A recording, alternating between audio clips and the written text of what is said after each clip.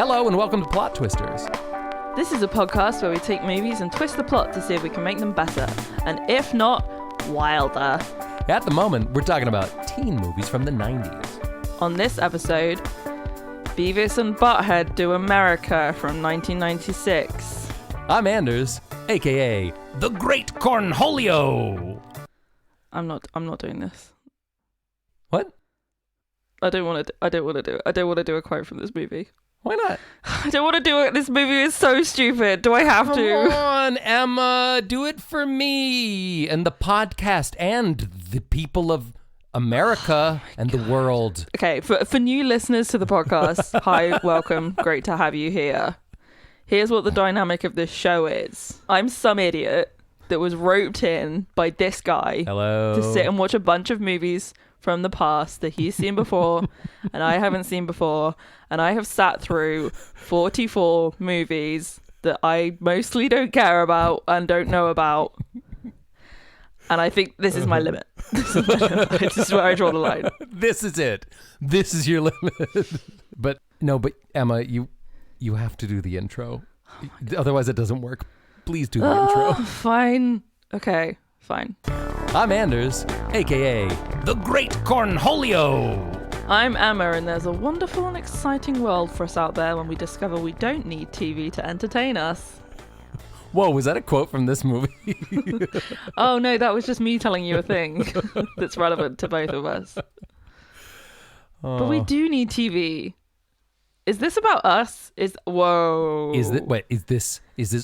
this about us? What do you think? I think it might be. This whole thing is about me. I knew it all along. I'm the main character. Are you Beavis or Butthead? Which one am I?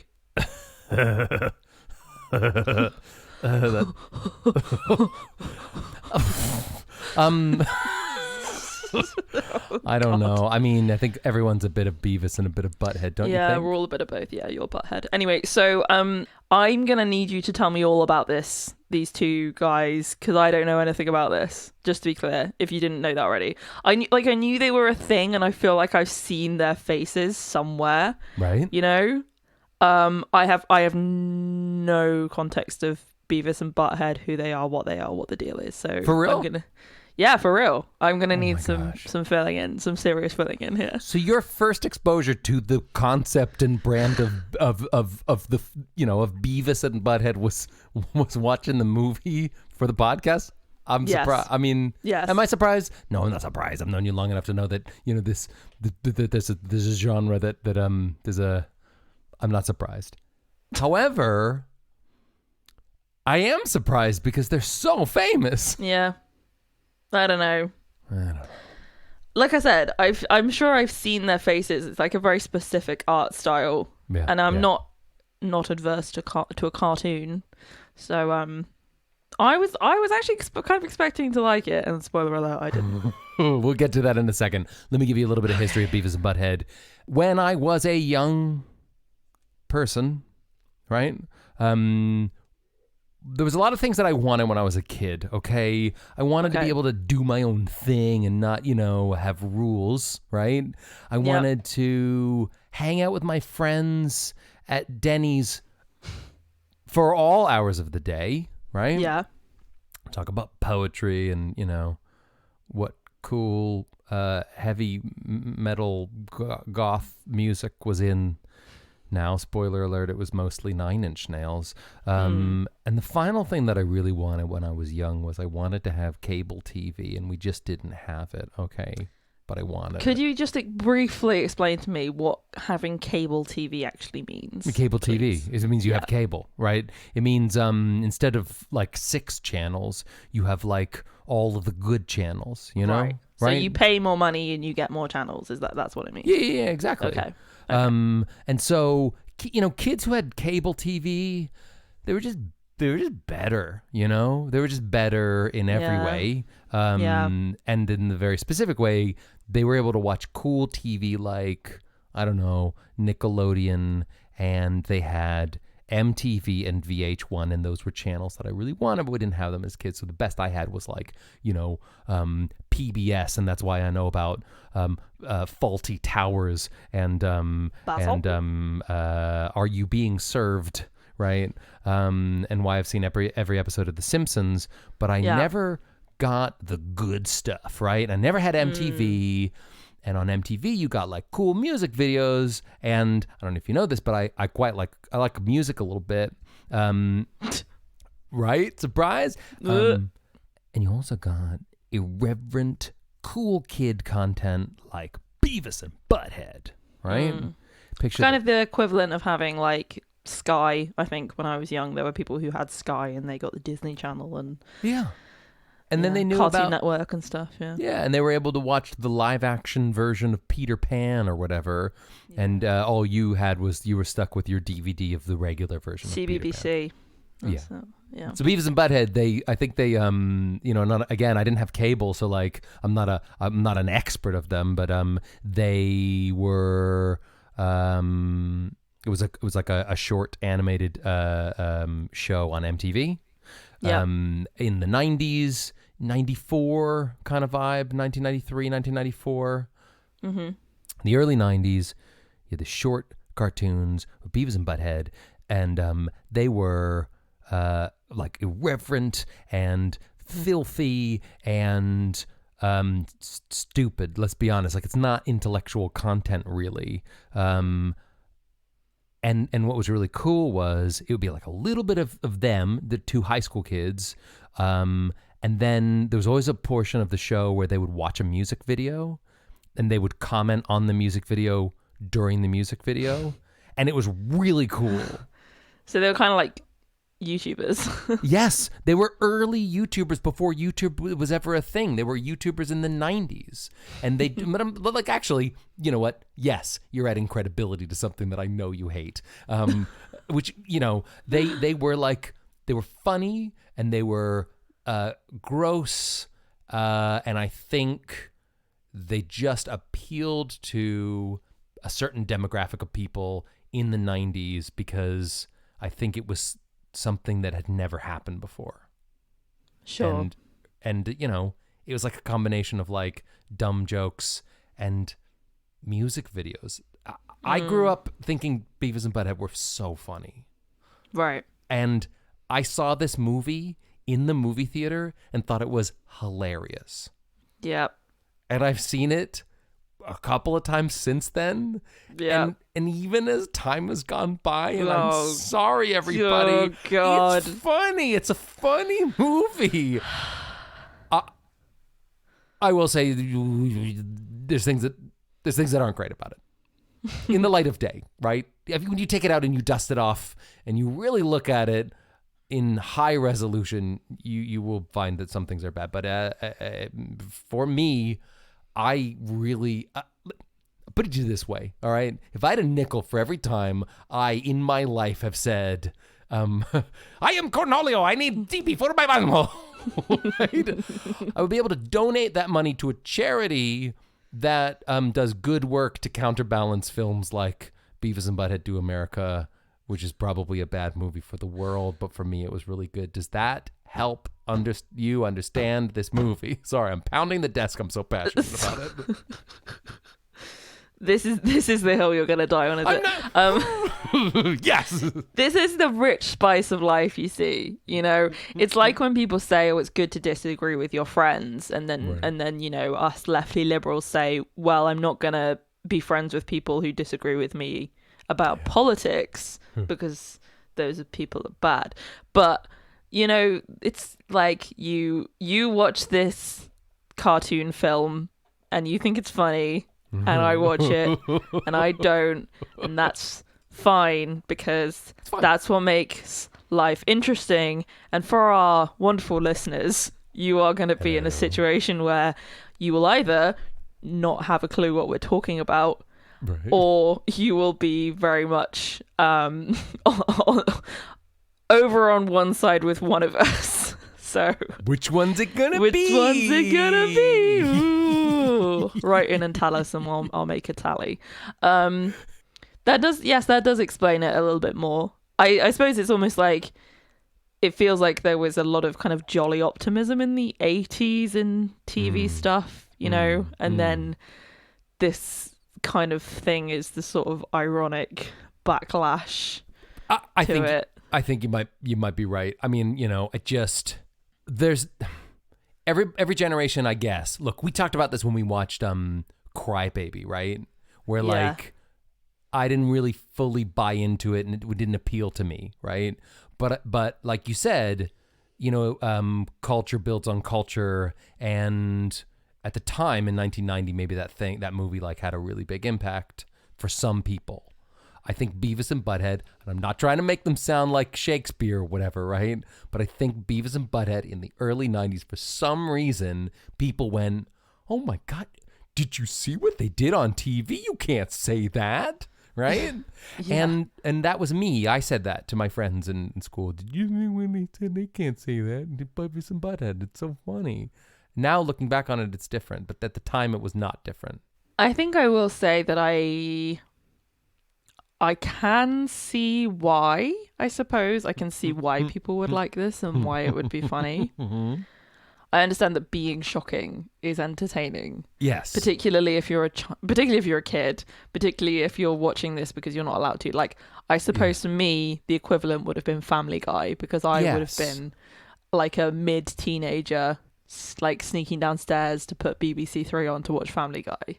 Yeah. So like things that are shocking are funny when you're that age, because they're saying the things that you have been told by adults not to say. Yeah. There was also a scene in this film which I'm aware that we haven't recapped, but I don't think we need to. Here, you want to? Here's a 2-second recap.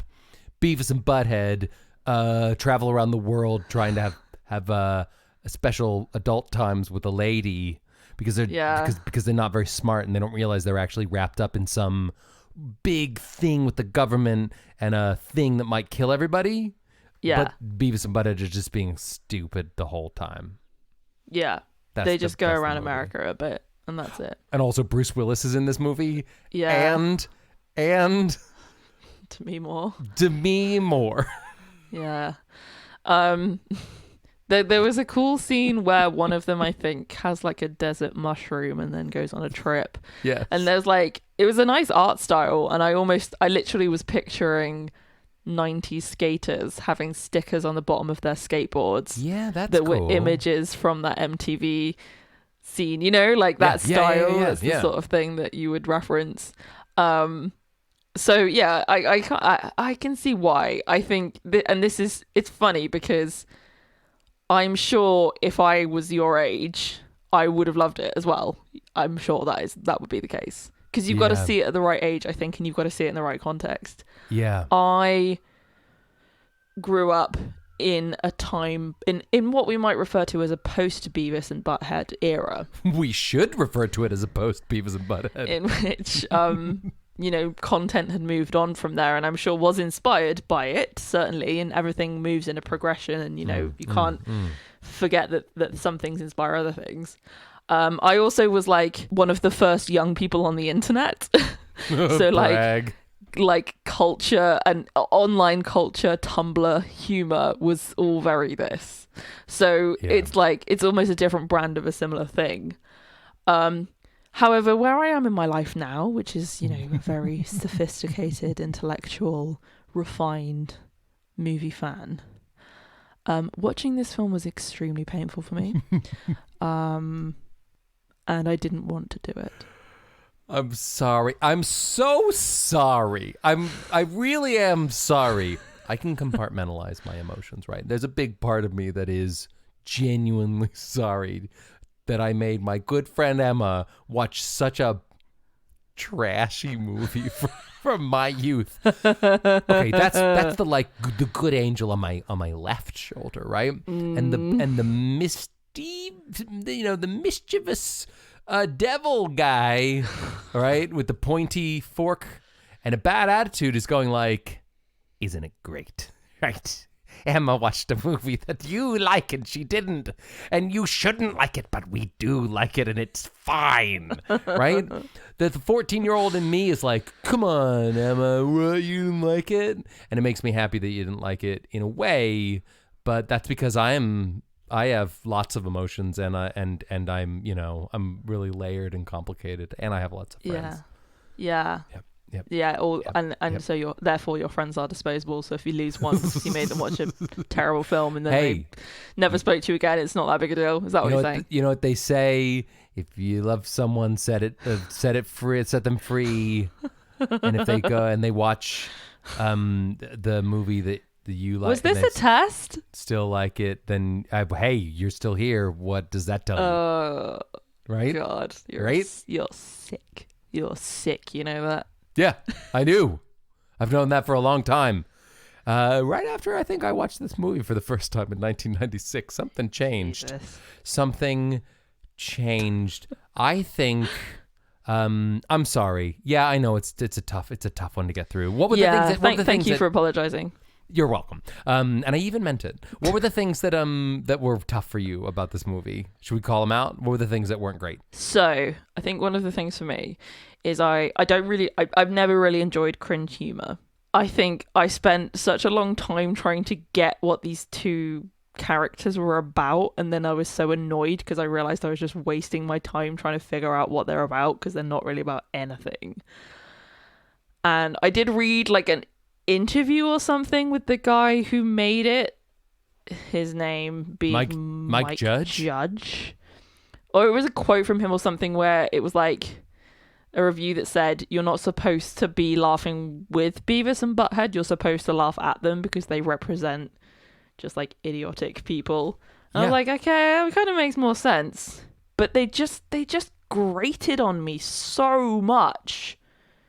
Like, why did they keep making those noises? That's how they talk. It's just how they. Because they're adolescent boys who keep laughing about because they keep laughing about sex. Maybe it's because I didn't really know enough adolescent boys, so because I went to a girls' school, so maybe I don't have enough experience to compare this to. You're lucky. Adolescent boys are the worst. You don't want to know them. You don't want to be known by them. You don't want to spend any time with them. Because they are Beavis and Butthead. Right? Mike Judge, can I just say, and I hear you, right? Like, shock, if you're not into that, totally, and, you know, it's very adolescent. It's very sort of like, not to paint a broad brush, but it is very sort of 15-year-old boy in the 90s kind of vibe. It's very specific. Yeah, it was very lowest common denominator as well, isn't it? It's in the sense of like the jokes that are in this, and it's the joke is that one of them says like a rude word, and then the other one laughs at the rude word and says cool, and it's like, God, I would have hated to have been a teen boy in the 90s. I think this is the first time in the podcast I felt actively sorry for you, you know? Oh, I'm fine now, so you can take your pity and, you know, you can mail it to your grandma. But that's kind of what it was like, though. I do remember being 15 and hanging out with my friends, and just like one of them said a dirty word and we'd all laugh. And that was the height of, you know, of conversation. Right? Sophisticated humor. Well, I mean, you know, there is something glorious about it, I suppose. People are just spending, you know, these days, internet culture, right? Social media. Everyone is trying to be the most intelligent, have the best life, be the most beautiful, have the funniest tweets, have the most friends on Facebook. Yeah, there is something glorious about someone just going, boobs. They're too.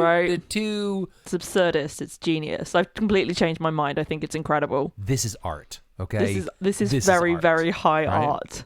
So, I think that it's somewhere between this is really stupid and this is the smartest thing that ever happened. Yeah. I think that what it actually captured was a certain quality of realism, which is, as I say, adolescent boys just being like, you know, they're a bit naive, Beavis and Butthead. They're not, but like they're both stupid. They're beyond naive. They're just nothing. They're just not. They have no understanding of anything that's going on around them. Right? Do you know a little bit about Mike Judge? Do you know who he is? Nope. Have you ever heard of the TV show King of the Hill? Yes. Right? He's a creator of King of the Hill. Right. And Is that why one of the characters in this looked like one of the people? Yeah, I think he was like the proto Hank Hill. Right. I think he was sort of the like evolution that became Hank Hill. Okay. And so Mike Judge wrote this, and then he wrote King of the Hill, which King of the Hill is brilliant. I think it's a great show. Personally, I think that it has some elements that are a bit sort of, silly and kind of, I don't know. It's complicated, but I think it's a much better story. But this was his first sort of, thing in the animation. It also spawned a spin-off, a really great show, which I think you might actually like, which is called Daria. Have you ever heard of Daria? Yeah. Right? Have you seen Daria? No, you've told me to watch it before, though. I just haven't, because I don't trust your suggestions anymore. I suggested this before you watched Beavis and Butthead, though. I had credibility. No, it's over. That's it. Daria was a character from Beavis and Butthead. She spun off and had her own TV show, and it was really good, right? It was about teen problems. Oh, yes. Familiar. I'm familiar, yeah. One of the characters wore a lot of dark eyeliner and talked about her feelings a lot, right? Are you saying that would appeal to me specifically? She liked books and didn't necessarily like people her own age because she thought she was smarter than them. Are you saying that you think I don't like people my own age, so that I hang out with people who I think are as smart as I am, which is why I hang out with you? Hey, if the Doc Martin fits, okay, That's not what I'm saying, but maybe it is what I'm saying, right? Because everyone knows. Because you're so sophisticated and grown up. Yeah. I've read books. What, Beavis and Butthead the book? I would and read it's just...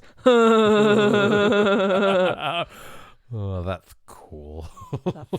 Let me reel off some more things I didn't like. All right, go for it. Yeah. I didn't like Butthead's mouth. Yeah, nobody likes his mouth. Or Beavis's chin. No, Beavis's chin, Butthead's mouth, his gums, and his hairline. And also, why are their heads weird and everyone else's heads are fairly normal? Good question. Dunno. I mean, because they're different. It's a juxtaposition. Very clever art thing where who's on the...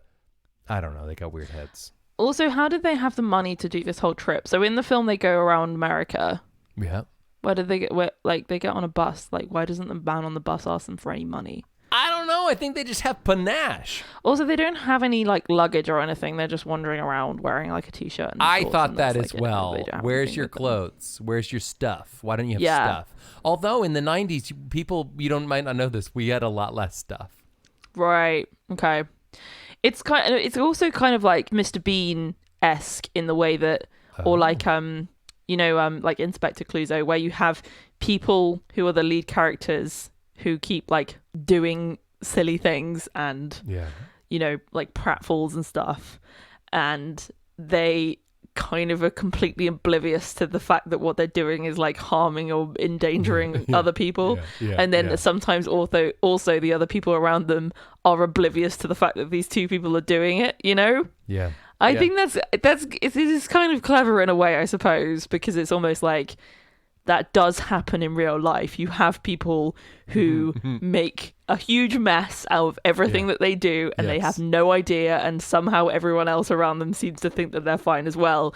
And you're there can you people not see what's going on here? This person's an idiot. What is wrong with you? And everyone else is like, oh, I think they're fine. And you're like, what? No, they're not fine. And if that's the point, then I get it. Here's the thing. The point of this movie was not Beavis and Butthead, okay? The point of this movie was that the FBI was trying desperately to stop an airborne toxin that could destroy the world, right? Yeah. And they couldn't figure it out because the dumbest people in the world kept averting them and making them second guess their actions. The point of this movie was not how dumb are Beavis and Butthead, but how dumb is everybody else in the world. Yeah, because people think that things matter when actually nothing matters. No, nothing matters. This movie is about accepting the randomness of life. Yes. Everything is random on an atomic level. So it's I've heard just that. Embrace it and just just go with it. Don't try and be the cleverest person in the room. Don't read books. No. Don't educate yourself. Just be these two guys sitting on the sofa watching MTV all day, every day, because you might as well, because nothing has any meaning. Everything is random. We're all going to die one day. The planet's going to die because of climate change. So what's the point? You know? It's an existentialist movie is what I'm saying, and I think that's actually very, applaudable. Is that a word? It doesn't matter because nobody... Doesn't matter. I can say what the hell I like. Yeah, because when you're free, and I mean really free, when you know that the end is coming, you don't need validation. Yeah. You don't need praise. You don't even need to use words that are words. You know why? Because this film won an MTV Movie Award. This movie was a huge success, okay? Yeah. And don't forget, we already said it, Demi Moore was in this movie. Yeah. And Mr. Die Hard himself, Bruce, he was dead all the time, spoiler alert, Willis, was in this, that's a Sixth Sense reference, was in this movie, Beavis and Butthead Do America.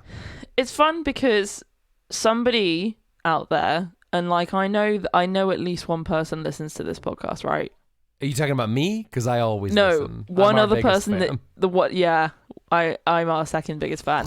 At least one other person that isn't you or me listens to this podcast, right?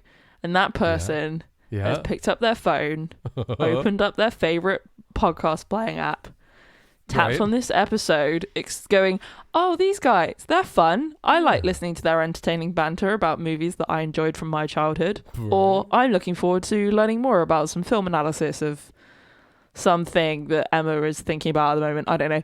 And then they tap on this episode, Beavis and Butthead. They go, I remember them. Interesting. I wonder what they're going to say about this movie.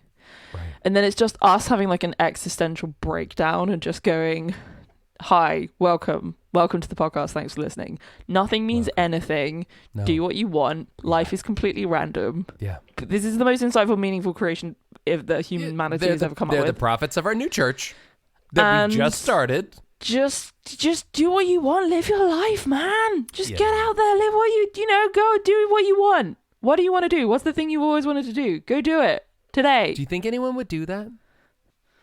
I mean, do you think anyone is that susceptible? I mean, let's be honest, right? Let's be real for a second, right? We have sway, but it's like little sway. It's like I could get somebody to maybe, to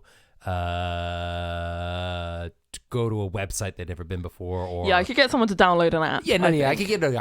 We've got app energy, right? Yeah. Right? Do you think that we have go outside and say something quietly or even loudly energy? Oh, I feel like maybe quietly. I don't know about loudly, but I think we can maybe stretch to quietly. What should we get them to say? Farts. Okay. Hey, listener. Yes, you. I mean you. You know I mean you. You over there, sitting down, thinking about your life, wearing shoes and feeling tired because of yesterday because work was hard. You know I'm talking about you. Yeah. You need to stand up right now. Yep. Go outside. Cool. That's cool. And just to yourself, really quietly, just whisper. Thoughts. You'll feel better if you do it. You'll feel so good. You'll feel so good. You just got to do it. Do it, man. Do it. Do it. Do it. Do it now. Do it. Is this an abuse of power? Yes. What's wrong with that? Hey, if you have power, abuse it. What else is it for? Man, this has been a trip. Yeah, for real. Should we do an ad and then twist this movie? Yeah. God. Right. Oh, yeah, we're recording a podcast. I forgot about that. Okay, cool. Let's do this.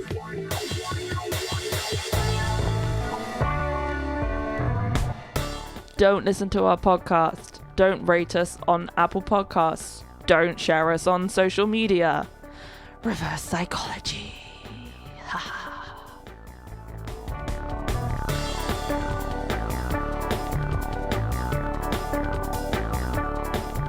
Cool! Awesome! Hey, your Beavis is much better than your Butthead. Thank you very much. Well, I majored in Beavis, but I only minored in Butthead at in 90s Impression University. Oh God, what are we gonna do about this? What are we gonna do? Okay, we got a couple of choices, right? We could clean it up and modernize it. Boring. Yeah. We could replace the characters with different characters so it's less offensive. Done it before. I was just thinking, what if it was you and me? What? Emma and Anders Do America? Yeah. The movie? Hang on. What if? Whoa. Let's pump the brakes here for a second. Let's really explore that for a second.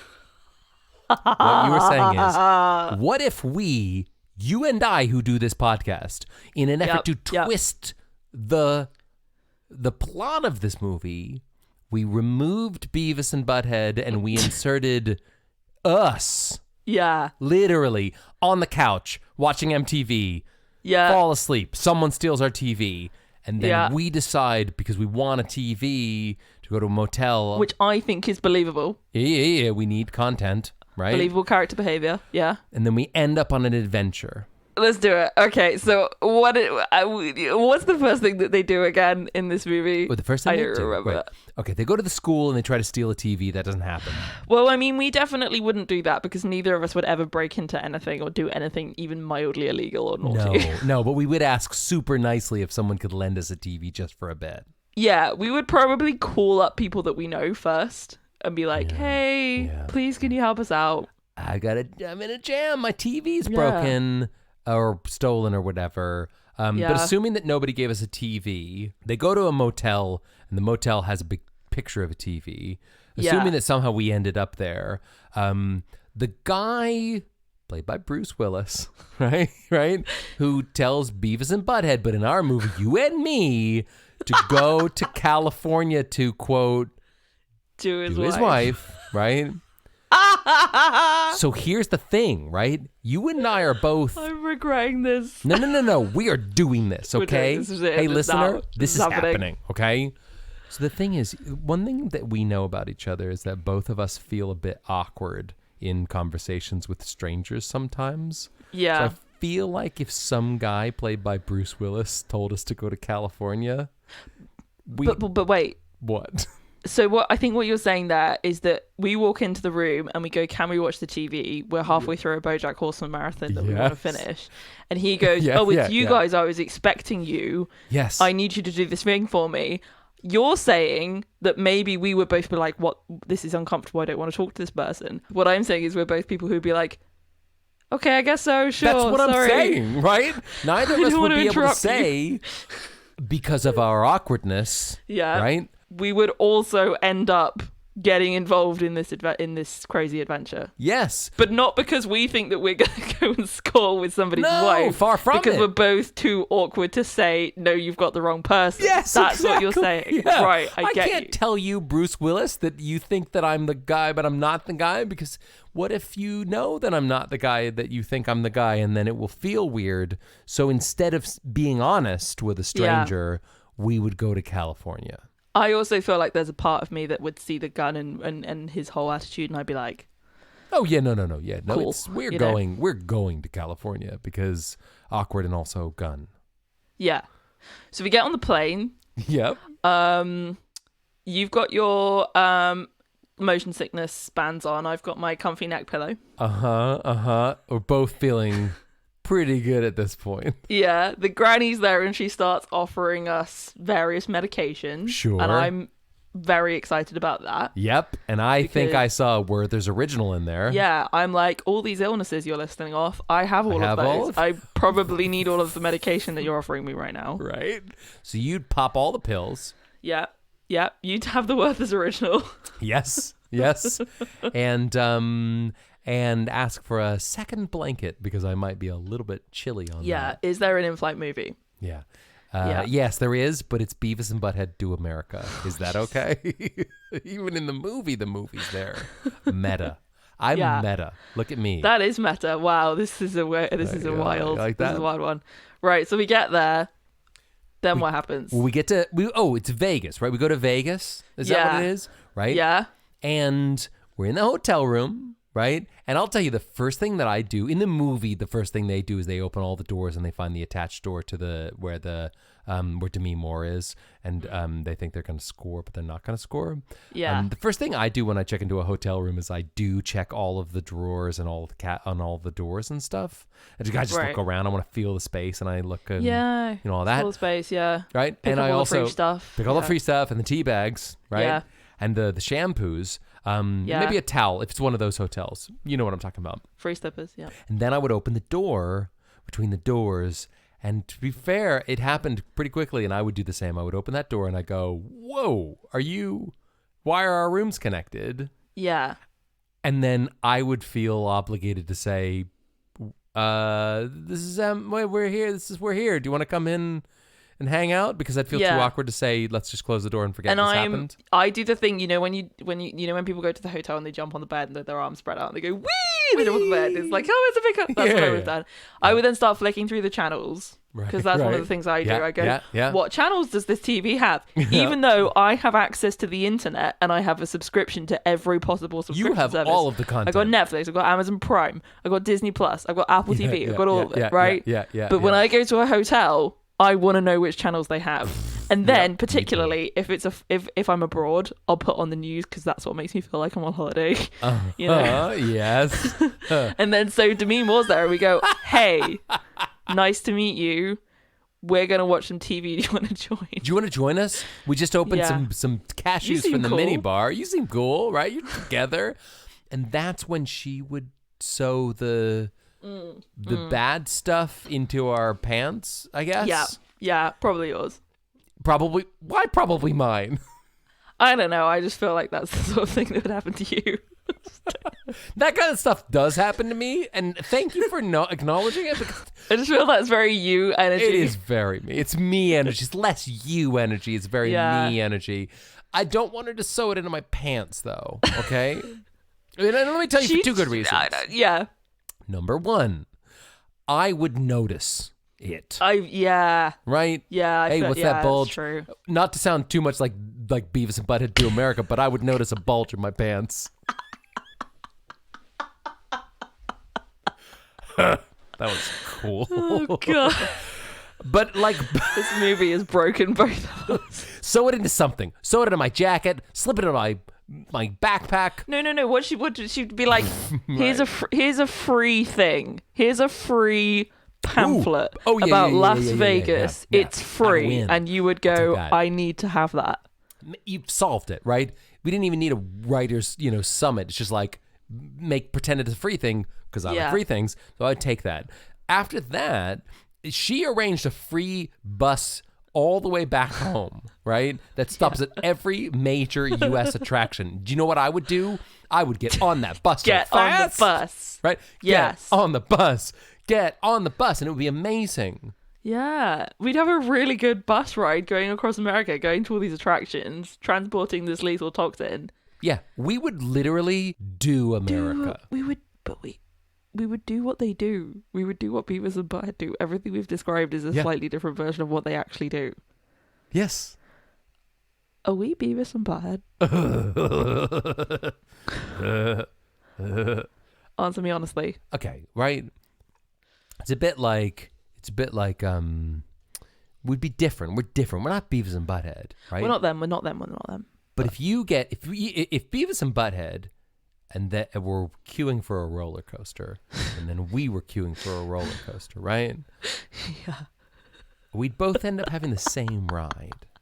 What would happen was that they're in the front, right, and Beavis or whatever is going like, but, and then behind them is you and me, and you're going, Wings, the band the Beatles could have been, and I'm going, Harry Potter, right? Yeah, no, I know, yeah.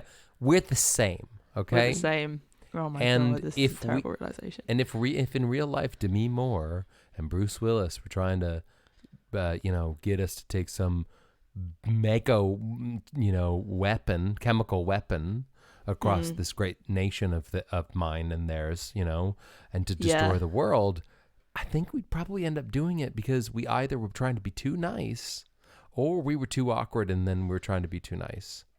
I think what differentiates us, though, I think the point that where we split, you know, is when they're in the White House and they stray away from the tourist group.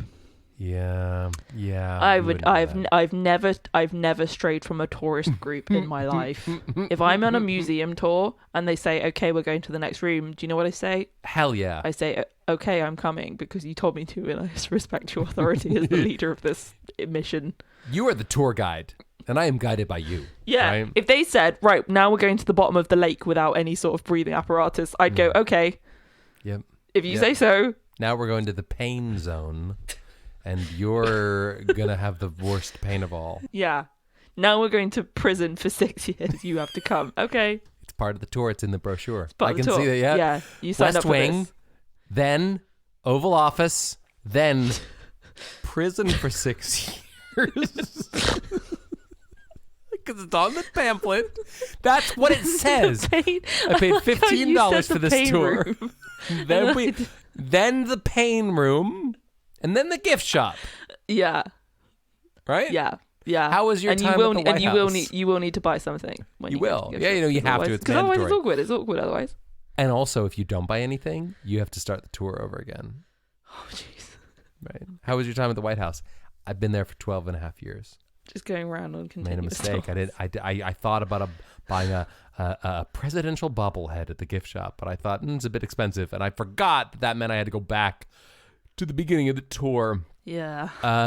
We are the same, but we're different. We would never do. It is. I think if we were on that same journey, not dissimilar. I really would enjoy that tour of America, and I wouldn't enjoy the potential threat of chemical warfare. Once in a generation, a piece of art comes along that really holds up a mirror to society and makes you as a human feel like someone out there, some other human being out there. I don't know them. I've never met them. Somebody out there in the wilderness of this life. Yep. They just get me, Yeah, they just get you. And they've created this piece of art that represents my experience, and I feel recognized and I feel understood. Is that piece of art Beavis and Butthead Do America? I think so. Yeah. I think so. I know so. Yeah. Wow. Moving Wow. stuff. Moving stuff. Hey, should we rate this movie? Sure. I would love to know, on a scale of 1 to 5, unidentified surprise psychedelic mushrooms you found in the desert, what would you rate the 1996 classic Beavis and Butthead Do America? 0. I hated it. All that other stuff I said was me being was me doing a comedy. There was a bit. All of that was. It was all a bit. 0. The whole thing was a bit. Ding, ding, ding! Everybody gather round. This is a big moment. I don't know. I said Encino Man was a 0. Maybe this is a 0.5 because this is a tiny bit better than that. But you gave Encino Man a 0? I can't remember. Yeah. All right, cool. And then you really freaked out about it because you was like, you can't do that. You're like, you can't do that. You broke the system. I love this movie in my childhood, and I said I don't care. You know what? I don't care. Screw your childhood. This movie sucks. To be fair, you know what? Screw my childhood, and screw your childhood too. Who cares about cherished memories? Who cares? Right? Who cares about the things that build the building blocks of our lives? Because we have the internet now. Yeah. So screw our childhood. No, that's a good point. It's a good point. Give it a 0. That's fine. All right. Full disclosure. No. A 0 is fine. Let me tell you why. Right. I still like this movie, okay? And I'm going to give it, me, just personally, just for me and nobody else, 2.5. Okay? And that's not me trying to be diplomatic, but that is me saying this, okay? You get 1 point for a thing that you loved when you were a kid and you still think is kind of good now. It doesn't matter, right? It has a special thing for me in my heart, okay? I get another 1.5 because I think if you view it as an art piece, it's actually really insightful, okay? The rest of it is not very good, and it's bad, and it doesn't hold up, and it makes me feel bad, right? Because I didn't, when I was a kid, realize how bad and how terrible of a movie it is. It's bad for people. 2.5 is generous, but I'm gonna give it to him anyway. You know why? Because I can't now ever think about this movie without thinking about our version, where we have been, for some reason, literally put in the plot of this movie. And I love it. And I want to do it. And I hope that one day we can. Okay? Okay. But that day will not be today, because we need to move on with our lives, right? Yeah. And we need to step on this roller coaster of love and life, if you will. And in the famous words of that guy from the Red Hot Chili Peppers, who I don't remember his name, move up and down, because I'm a double dipper.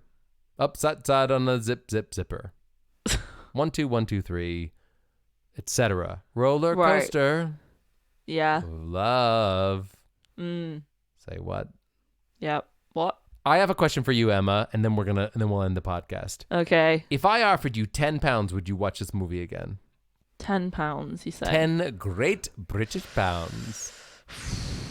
£10. Can I have my phone in my hand? 0 screens. Just the one. Sorry, one screen. Just this movie. How much money would I have to pay you to watch this movie again? Probably 25. 25 quid?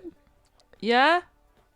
That's really not very much. I've sat through a lot of rubbish in my life, so it's fine. You're saying that I can't double screen and I can't look at my phone, but you forget that there's the screen in my brain that I can look at whenever I want, which is that I can just tune out and not pay attention and think about other things. Well, in that case, I'm going to PayPal you 25 quid. Get ready to watch Beavis and Butthead Do America one more time. Anyway, while we're waiting for that bank transfer to go through, thank you for listening to this episode of Plot Twisters. Don't leave us a review. We don't deserve it. Yes, we do. We'll see you next time. Goodbye. Goodbye. Oh.